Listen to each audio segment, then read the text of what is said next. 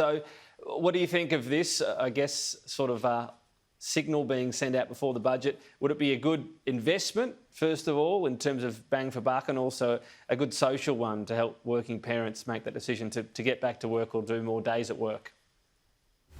Good morning, Tom. Look, I think it's a really good conversation to start. I think the measures being proposed are interesting, and to the extent that they bring about gender inequality, or gender equality rather, that's a very good step. In all of these things, you have to factor in a whole range of considerations. It's very, very hard for really, really small businesses to pitch in for things like paid parental leave. Often it's much, much easier for government and larger businesses. So we need to look at it, need to look at the detail, but I think we should be moving in that direction.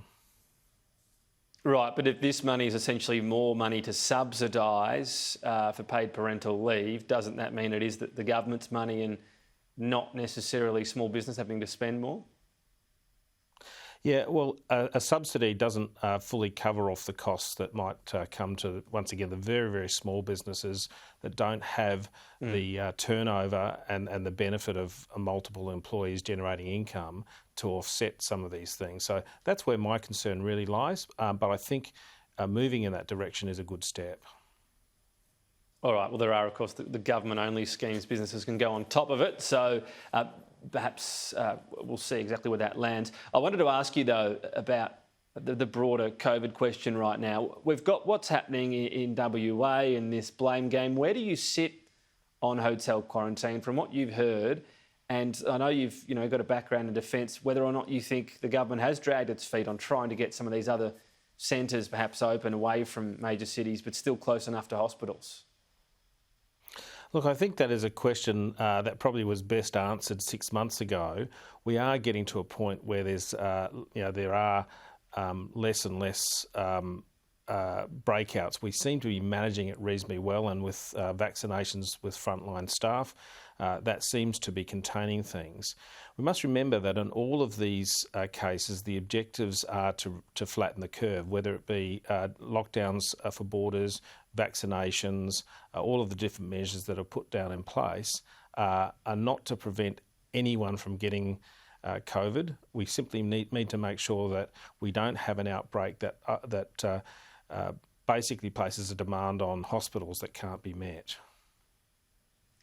Right, so does that mean once we have the vulnerable groups all vaccinated, and we know there is a few really lacking, in particular around people with a disability and the workers there as well, but once that job is done, that we should see an end to the citywide snap lockdowns in particular?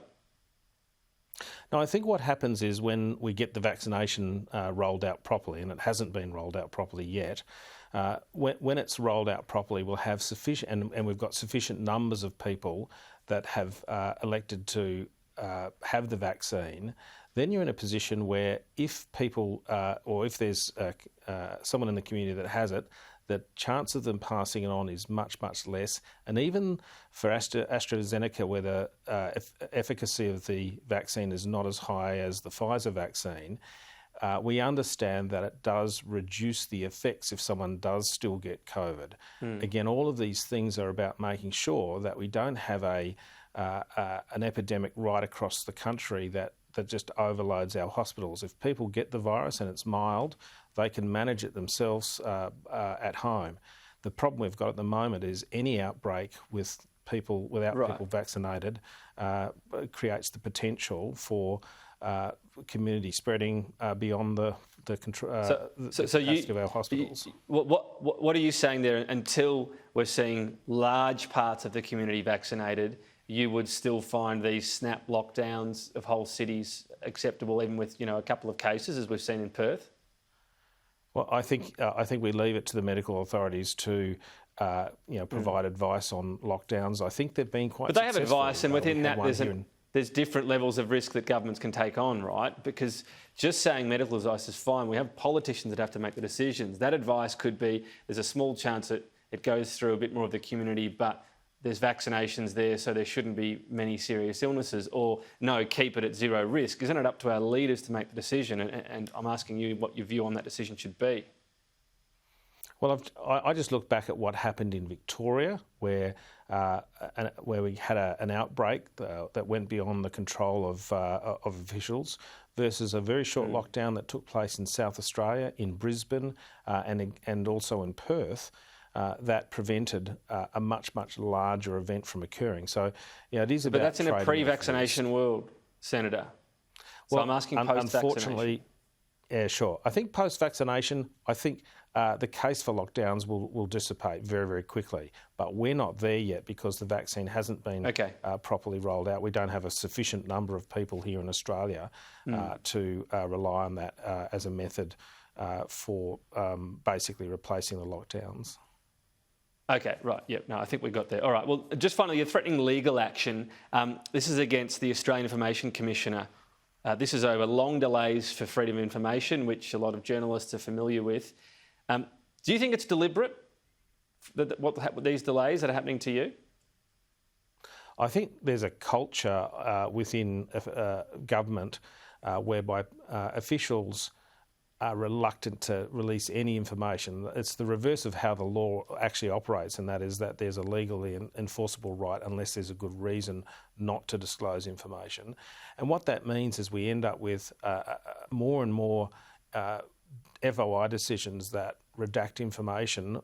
They end up landing in the in tray of the Information Commissioner, who is simply under-resourced. And I have FOI matters relating to Collins class submarine sustainment, to Centrelink matters, general matters that have been outstanding with the Information Commissioner for more than 2 years.